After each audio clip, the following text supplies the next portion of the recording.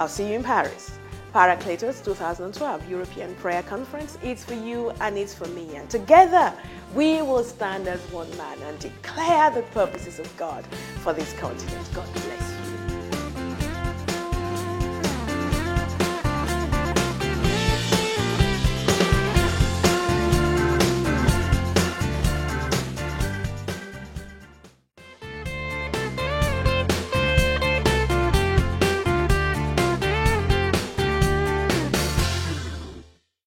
Dieu veut que vous portez des fruits. Dieu veut que votre vie soit une réussite. Dieu veut que son appel qu'il a mis sur votre vie soit accompli. Dieu veut que ses désirs vous concernant viennent à l'accomplissement. Vous avez un partenaire de choix dans votre vie. Et ce partenaire de choix, c'est Dieu, le Saint-Esprit. Le Saint-Esprit est Dieu sur la terre. Et le Saint-Esprit est celui qui administre la nouvelle naissance. Et le Saint-Esprit est celui à travers qui l'œuvre de Dieu est faite sur la terre. Le Saint-Esprit est celui qui vous permet d'entrer pleinement dans les bienfaits de la nouvelle naissance. La parole de Dieu nous dit que œil n'a point vu et oreille n'a point entendu ce que Dieu a réservé pour ceux qu'il aime. Mais qu'il a révélé, il leur a révélé ces choses par son esprit. Dieu, le Saint-Esprit, continue à agir sur la terre aujourd'hui et continue à agir dans votre vie. Si vous avez un désir, un rêve, une vision que vous avez reçu de Dieu, Dieu, le Saint-Esprit, est là pour continuer à faire en sorte que ce rêve reste en vigueur à l'intérieur de nous. Et il est là pour amener la compréhension, la connaissance, la révélation de tout ce qu'il faut pour que le désir du Père soit accompli dans votre vie. Vous avez un allié de choix.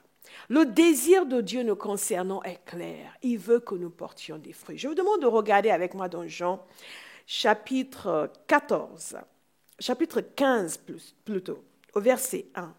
Et ce dont nous allons parler aujourd'hui est très important. C'est dans la suite de l'enseignement que nous avons commencé. Nous avons commencé à parler de l'appel. Me voici, envoie-moi. Comment répondre à l'appel de Dieu? Nous avons regardé la nécessité d'abord de dire oui, de comprendre la perspective divine, de saisir la dimension de la puissance de Dieu. Dieu capable d'amener à l'existence ce que lui-même a décidé de faire dans votre vie. Nous avons parlé de la foi et de la persévérance. Le fait qu'en réalité, ce que vous devenez est le fruit de ce que vous croyez que Dieu va faire. Jésus nous a dit, ayez foi en Dieu. Si vous placez votre confiance dans le Seigneur, vous vous mettez en accord avec lui, rien ne peut vous empêcher de devenir ce que Dieu a décidé que vous allez devenir. Rien. Rien ne peut vous empêcher de devenir ce que Dieu a prévu pour votre vie. Et vous comprenez, Jésus expliquait à ses disciples, ayez foi en Dieu. Et il leur a dit dans Marc 11 qu'il suffisait de demander et de croire qu'ils ont reçu.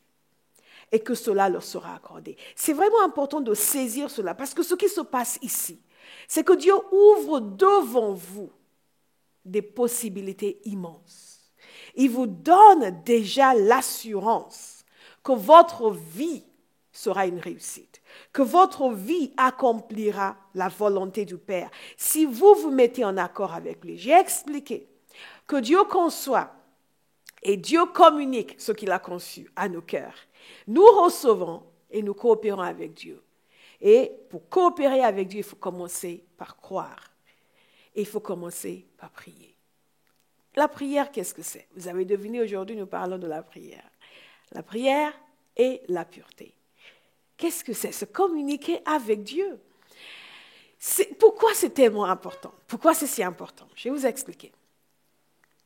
Dieu conçoit quelque chose vous concernant. D'abord, il vous conçoit vous-même. Parce que Dieu l'a dit à Jérémie, je t'ai formé. Vous n'êtes pas le fruit du hasard. Il vous a formé. Et en vous formant, il avait une intention. Il conçoit un homme, une femme. Il conçoit un projet sur la vie de cet homme, sur la vie de cette femme. Et il communique ce projet à cet homme et à cette femme par son esprit. Et cet homme et cette femme saisissent ce projet et ça commence à brûler dans son cœur. Et il a envie, et elle a envie de faire. Et cet homme et cette femme décident, mais Dieu a mis ce projet dans mon cœur, je vais croire. Je vais croire qu'il est Dieu, qu'il est capable de le faire et il va le faire en moi. Mais ensuite, il faut communiquer. Il faut communiquer avec Dieu. La parole de Dieu est claire. Ce que nous recevons dans le royaume de Dieu, c'est ce que nous demandons. Jésus a dit demandez et il vous sera accordé. Demandez et il vous sera accordé. Ce qui est saisissant dans la parole de Dieu, contrairement à ce que beaucoup de gens vous disent, c'est la certitude que Dieu nous donne. Il nous donne la certitude que lorsque l'on demande, il écoute et il donne. Et nous pouvons considérer que c'est chose faite. Alors dans Jean chapitre 15, nous voyons le cœur de Dieu. Jésus est en train de parler juste avant son départ de la terre. Il est en train de parler, il dit, je suis le vrai cep et mon Père est le vigneron. Tout sarment qui est en moi et qui ne porte pas de fruits, il le retranche. Et tout sarment qui porte du fruit, il l'émonde afin qu'il porte encore plus de fruits. Vous commencez à voir la connexion ici. Dieu veut que vous portiez des fruits. Nous avons parlé, rappelez-vous, de perspective divine. Souvent, nous savons que Dieu nous appelle à faire quelque chose et nous essayons de nous employer à faire. Et nous sommes là à supplier l'aide de Dieu. Est-ce qu'il veut bien? Est-ce qu'il veut bien daigner jeter un œil dans notre direction pour que, oh Seigneur, ta volonté? Il n'est pas nécessaire d'entrer dans tout ce paroxysme. Pourquoi? Parce que c'est Dieu qui veut que vous portiez du fruit. Avant même que vous ne sachiez que vous avez besoin de porter du fruit. Et Jésus dit ceci, au verset 4, « Demeurez en moi et je demeurerai en vous. Comme le sarment ne peut de lui-même porter du fruit s'il ne demeure attaché au cep, ainsi vous ne le pouvez non plus si vous ne demeurez en moi. » Alors vous comprenez déjà, vous dites, « Ok, je veux accomplir la volonté de Dieu, je veux entrer dans mon appel, je veux faire ce que Dieu m'a appelé à faire. » Jésus vous dit ceci, « Demeurez en moi. Restez intime, unis avec moi. » Et il continue. Je suis le cep, vous êtes les sarments. Au verset 6, si quelqu'un ne demeure en moi, il est jeté dehors comme le sarment et il sèche. Puis on ramasse les sarments, on les jette au feu et ils brûlent. Au verset 7, si vous demeurez en moi et que mes paroles demeurent en vous, demandez ce que vous voudrez et cela vous sera accordé. Au verset 8, quel est le but de se demander ce que vous voudrez? Si vous portez beaucoup de fruits, c'est ainsi que mon Père sera glorifié et que vous serez mes disciples. Jésus nous donne une garantie ici, en or, que si nous demeurons en lui et que si sa parole demeure en nous, tout ce que nous demanderons nous sera accordé. Alors comment entrer dans mon appel? Dans cette chose précieuse que Dieu a pour ma vie, cette vision qui est en moi, je demande. Je demeure en lui, je reste intime avec lui. Je reste uni à Dieu et je demande. Et Dieu me donne la garantie que cela sera fait. Alors vous allez me dire, oui, mais ça fait des années que je prie. Vous savez, je pars du principe que Dieu a toujours raison. Je pars du principe que Dieu n'a pas l'habitude de mentir. Je pars du principe que Dieu ne donne pas de garanties et ensuite change d'avis. Je pars du principe que Dieu est digne de foi. Alors, le principe de base pour moi, c'est ceci. Si ça ne se passe pas comme Dieu l'a dit, manifestement, il y a des conditions que je n'ai pas encore remplies. Il y a un homme qui s'appelait Andrew Murray. Andrew Murray était un des grands serviteurs de Dieu, issu de l'Afrique du Sud. Et Andrew Murray a écrit beaucoup de livres. Et il a dit ceci, justement concernant ce passage, il explique qu'il y a quelque chose d'essentiel, et je paraphrase, dans notre relation avec Dieu. Et c'est que toutes les promesses de Dieu sont assorties de conditions. Et c'est la mesure dans laquelle nous remplissons les conditions que les promesses sont accomplies. Et que ce que nous sommes vis-à-vis de Dieu, c'est ce que Dieu sera vis-à-vis de nous. Et en réalité, je suis d'accord avec lui. Parce que Dieu nous dit, si vous demeurez en moi, et que mes paroles demeurent en vous. Vous demanderez ce que vous voudrez et cela vous sera accordé. Si j'ai prié concernant ce que Dieu a pour ma vie et que je ne vois rien se passer, de deux choses l'une. Ou je n'ai pas reçu l'assurance de Dieu concernant le fait que c'est une étape par laquelle je passe et qu'il amène les choses à l'existence et j'ai besoin de recevoir cette assurance, ou je n'ai pas rempli les conditions, ou sa parole ne demeure pas en moi. Est-ce que sa parole demeure en vous aujourd'hui? Ou je ne demeure pas en lui comme je devrais le faire? Dieu répond aux prières. Il nous demande, nous avons parlé de persévérance la dernière fois. Et la parole de Dieu nous le dit, nous avons besoin de persévérance. Nous avons besoin de patience. Les choses ne se font pas nécessairement du jour au lendemain. Mais quand Dieu l'a dit et que nous ne lâchons pas, les choses se font. Vous savez, il y a de ces choses qui sont incontournables. Il y a de ces choses qui sont non négociables. La parole de Dieu est non négociable. La promesse de Dieu est non négociable. La promesse de Dieu attend un homme qui va remplir les conditions, une femme qui va remplir les conditions. Je veux vous encourager aujourd'hui à dire ce que Dieu a décidé me concernant, je me mets en accord pour qu'il s'accomplisse. Il y a une certaine résistance que nous avons besoin d'avoir. Il y a un certain entêtement que nous avons besoin d'avoir. Et la semaine prochaine, par la grâce de Dieu, nous allons parler de l'opposition et comment réagir face à l'opposition. Mais d'ores et déjà, je peux vous dire ceci. La parole de Dieu nous dit « priez sans cesse ». Ce qui veut dire que nous sommes censés être vigilants, des hommes et des femmes de prière. Jésus nous a donné l'assurance. Marc 11, 23 à 24. Que Dieu répond lorsque nous demandons. L'évangéliste Jean renchérit pour nous dire avec certitude que Dieu nous écoute. Et qu'au moment où nous demandons ce que nous demandons selon sa volonté, nous pouvons considérer que c'est chose faite.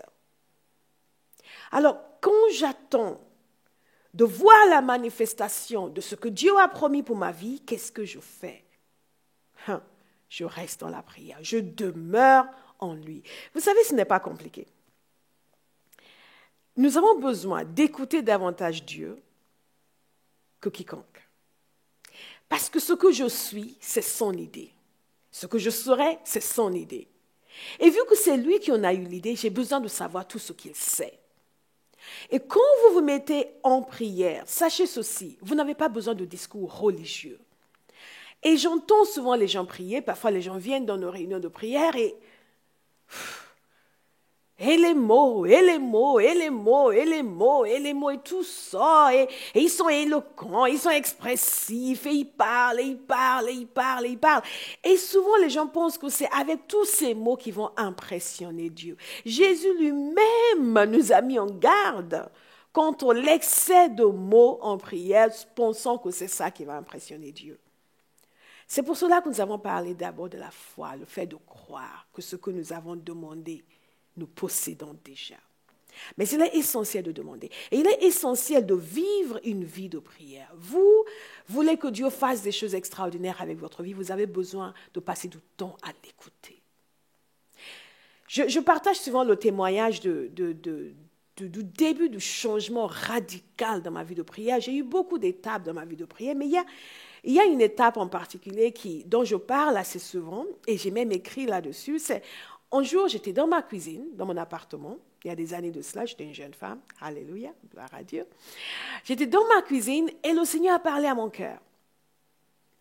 Et il m'a fait comprendre qu'il voulait que je sois en communion avec lui tout le temps.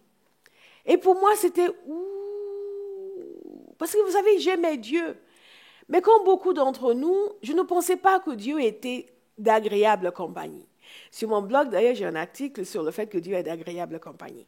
Je ne pensais pas que je pouvais m'amuser, passer un bon moment en étant conscient de Dieu tout le temps. Pour moi, c'était sûr qu'à un moment donné, il allait un peu me restreindre dans mes élans et qu'il allait être désapprobateur. Enfin, et pour moi, ça a été un choc parce que j'avais ma vie de prière le matin, le temps avec le Seigneur tous les jours. Mais que Dieu veuille une communion constante avec moi, ça me semblait peut-être beaucoup demander de sa part parce que je ne voyais pas comment ça pouvait être agréable. Mais j'ai accepté, j'ai commencé à développer cette relation avec le Seigneur, cette communion constante. Voyez-vous, c'est une des meilleures décisions que j'ai prises de ma vie. Parce que vous savez, quand vous décidez de vivre cette communion constante avec Dieu, de l'écouter tout le temps, de lui parler constamment, vous passez à une autre dimension dans votre vie. Non seulement votre vie change, mais votre vision de ce que vous êtes sur la terre, ce à quoi vous êtes appelé, change complètement. Ce que Dieu a mis dans votre vie cesse d'être juste un rêve éloigné, devient réalité palpable. Dieu va faire en sorte que ce que lui a sur son cœur vous soit transféré. Il va transférer ses désirs, il va transférer sa vision, il va télécharger en vous, dans ce temps de communion, d'intimité, il va télécharger en vous les désirs qui sont en lui. Il va télécharger en vous la sagesse qui est en lui. Il va télécharger en vous la passion qu'il a en lui pour faire l'œuvre de Dieu sur la terre. Dieu va littéralement déteindre sur vous. Et ce temps avec Dieu est indispensable. Vous savez, plus vous passez de temps avec lui, mieux vous le connaissez. Et le connaître est le grand besoin, la chose dont nous avons besoin. Et c'est pour ça que l'apôtre Paul disait, mon but c'est de le connaître. Et moi je le dis tout le temps, mon but c'est de le connaître. Et quand vous décidez que vous allez vivre cette vie intense avec Dieu, qu'est-ce qui se passe? Vous devenez littéralement amoureux de Jésus. Parce qu'en vivant cette vie intense avec Dieu, Dieu se montre, Dieu se dévoile, Dieu se révèle. Et ce qui pour vous était juste une ambition, il faut que je puisse faire ça, il faut que j'aille dans les nations, il faut que je prêche, ça devient Seigneur. Pour ton nom, pour ta gloire, Dieu vous devient précieux et vous le connaissez. Vous savez, il y a trop de personnes qui prêchent en Dieu qu'elles ne connaissent pas. Et il y a trop de personnes qui annoncent un évangile qui est à peine palpable. Dieu veut être une telle réalité pour vous qu'il est presque palpable. Et c'est ça qui nous qualifie pour prêcher l'évangile. C'est ça qui nous qualifie pour aller dans le monde et dire aux gens, voilà, je vous annonce Jésus. Ces disciples qui allaient partout, qui disaient, nous vous annonçons Jésus. Ils l'avaient connu. Même Paul, qui ne l'avait pas connu dans la chair, a priori, cela ne nous est pas dit dans la parole de Dieu, l'a connu par la profondeur de la communion qu'il avait avec lui. Dieu vous attend. Arrêtez d'attendre quelqu'un qui va vous ouvrir des portes. Allez dans la présence du Père. Il vous attend. La plus grande intelligence, la plus grande sagesse qui soit, vous attend. Pour déverser en vous la sagesse dont vous avez besoin, les instructions divines. Il y a tellement de personnes qui sont là à attendre qu'un prophète passe par leur quartier, à courir d'une réunion à une autre, dire oui mais il faut que j'entre dans mon appel, à chercher tel serviteur et tel prophète et tel apôtre et tel évangéliste qui va m'imposer les mains, qui va me parler, qui va me dire voilà, ainsi parle l'Éternel, ma soeur, mon frère, oh la destinée qui t'est réservée est grande, oh qu'est-ce qu'elle est grande. Non, vous savez, vous pouvez avoir cela dans votre chambre, dans votre salon, le matin, l'après-midi, le soir, seul avec le Père. Dieu vous attend. Vous savez, Dieu appelle une autre génération. J'ai tellement ce cri dans mon cœur de voir une nouvelle génération de chrétiens. Une nouvelle génération qui connaît Dieu, se lever pour prêcher l'évangile, se lever pour parler d'un Dieu qui leur est réel et faire les choses différemment, pas comme on a toujours fait, pas en suivant tel modèle de ministère et tel modèle de ministère. Et nous sommes tellement charnels dans nos modèles de ministère et même notre style de vie ne donne pas envie aux gens de connaître notre Dieu. Mais quand vous décidez, quand vous allez vivre intensément dans la présence de Dieu, je peux vous assurer, Dieu va déteindre sur vous. Dieu va vous transformer. Pourquoi prier? Parce que quand vous demandez, vous recevez. Parce que quand vous priez, vous devenez intime avec Dieu. Parce que quand vous priez, vous commencez à le connaître. Parce que plus vous le connaissez, plus vous l'aimez. Parce que plus vous l'aimez, plus vous avez envie de parler de lui. Plus vous avez envie de parler de lui, plus ça devient normal de parler de lui. Plus vous le côtoyez, plus vous avez la sagesse, la compréhension, des instructions divines. Et au lieu de rester là, dire, mais je ne sais pas quoi faire, vous saurez quoi faire.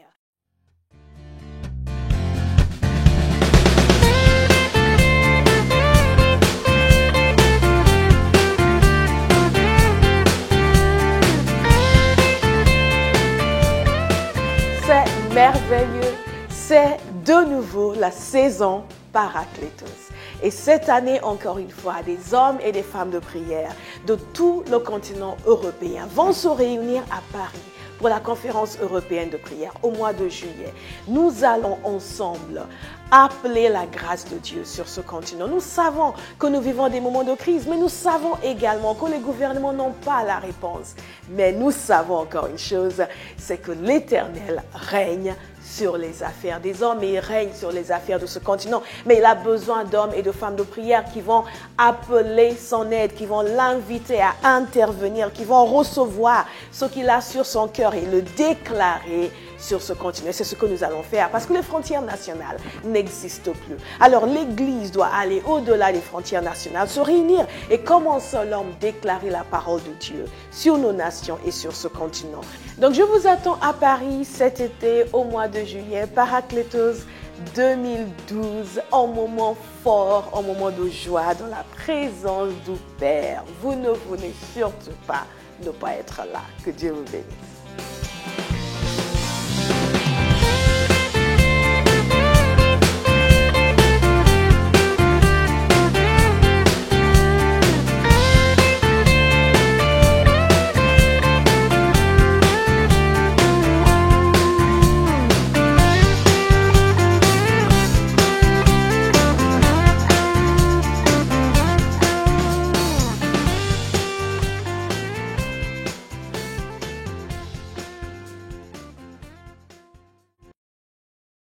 Pourquoi prendre ce temps pour développer sa vie de prière au lieu de chercher des occasions pour prêcher? Parce que là, vous êtes transformé. Dans la présence de Dieu, vous êtes transformé. Et quand Dieu vous transforme, croyez-moi, il vous transforme. Vous devenez méconnaissable. Les gens qui ne croyaient pas en vous avant commençaient à dire, « Ah, homme de Dieu, servante de Dieu », parce que Dieu a mis sa main dans la pâte qui est votre vie et il l'a remué dans tous les sens et il l'a modelé et il l'a façonné et il l'a transformé et ce que vous êtes devient beau à voir. Vous savez, la parole de Dieu est claire et nette. Si vous demeurez en moi, nous sommes appelés à demeurer en lui. Nous sommes appelés à vivre avec lui. Nous sommes appelés à vivre en lui. Nous sommes appelés à vivre dans le lieu de prière. Vous savez, plus vous restez avec lui en prière, plus Dieu devient agréable. Dieu est franchement agréable. Et ça me dérange que si peu de chrétiens aient envie de passer du temps avec Dieu. Je parlais une fois à quelqu'un qui est dirigeant de louange et il allait à une conférence sur la louange et je lui ai dit, oui, c'est bien, on est tout le temps à courir.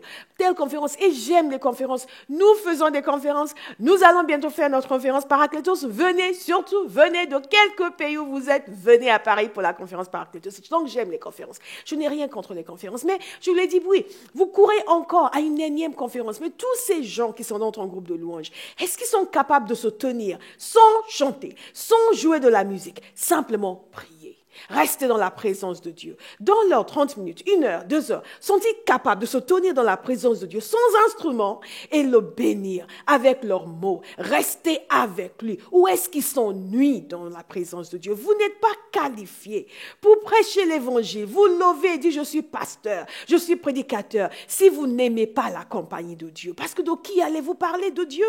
Vous devez devenir un amoureux de Dieu. Quand vous passez du temps dans la présence de Dieu, croyez-moi, Dieu devient réel, presque palpable.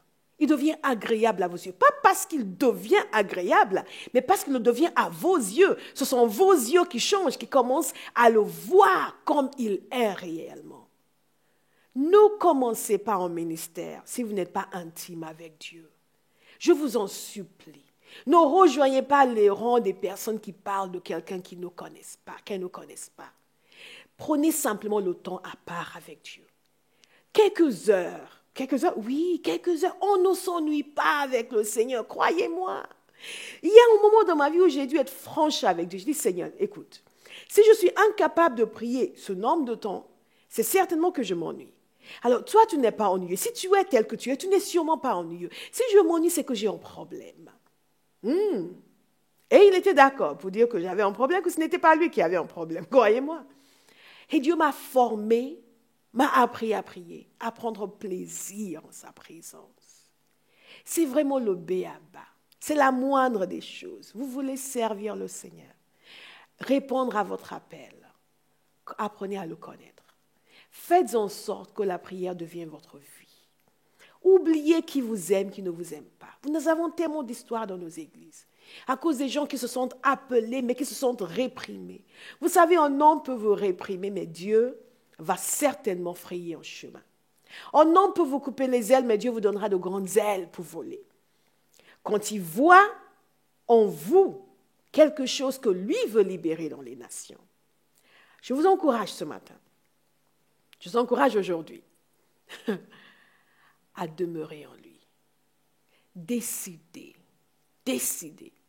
que tous les jours, vous allez vivre dans sa présence. Comment répondre à son appel? Connaître d'abord celui qui vous a appelé. La révélation est déversée dans le lieu de prière.